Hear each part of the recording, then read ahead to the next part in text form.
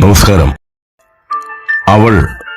അവൾക്കായി നാം ഒരുക്കുന്ന ഇടങ്ങൾ, അവൾക്കായി നീക്കിവെക്കുന്ന സ്ഥാനങ്ങൾ, അവൾക്കായി നൽകുന്ന പരിഗണന, അവളുടേതായ അവകാശങ്ങൾ, ഇതൊക്കെ ഇന്ന് ഈ ദിനം ചർച്ച ചെയ്യപ്പെടും.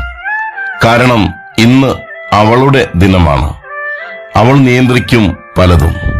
അവൾക്ക് ഇന്ന് ഉന്നത സ്ഥാനമാണ്. പക്ഷേ നാളെയോ? ഇന്ന് വനിതാ ദിനം. അവകാശ ബോധവൽക്കരണവും ശക്തീകരണവുമൊക്കെ ഇന്നിൽ മാത്രം ഒതുങ്ങേണ്ടതല്ല. സമത്വത്തിന്റെ നല്ല നാളുകൾക്കായി ഒത്തൊരുമയോടെ ശബ്ദിച്ച്, ഒത്തൊരുമയോടെ മുന്നേറി മാറ്റത്തിനു വേണ്ടി മുന്നേറുവാൻ സാധിക്കണം. സ്ത്രീ ഒരു ജെൻഡർ എന്നതിനേക്കാൾ ഉപരി നിരവധി ഭാവങ്ങളുടെ സങ്കേതം കൂടിയല്ലേ?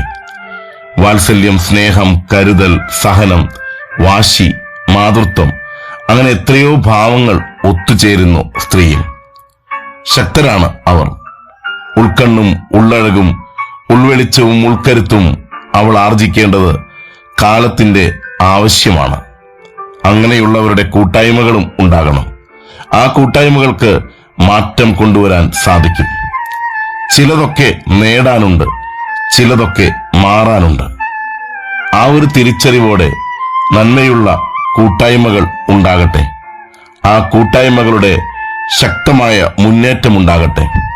സ്വരമുയർത്തേണ്ടിടത്ത് സ്വരമുയർത്തുവാനും, കരമുയർത്തേണ്ടിടത്ത് കരമുയർത്തുവാനും, കരങ്ങൾ കോർത്ത് മനസ്സുകൾ ഒന്നായി ഒരുമയോടെ മുന്നേറേണ്ടിടത്ത് മുന്നേറുവാനും സാധിക്കട്ടെ.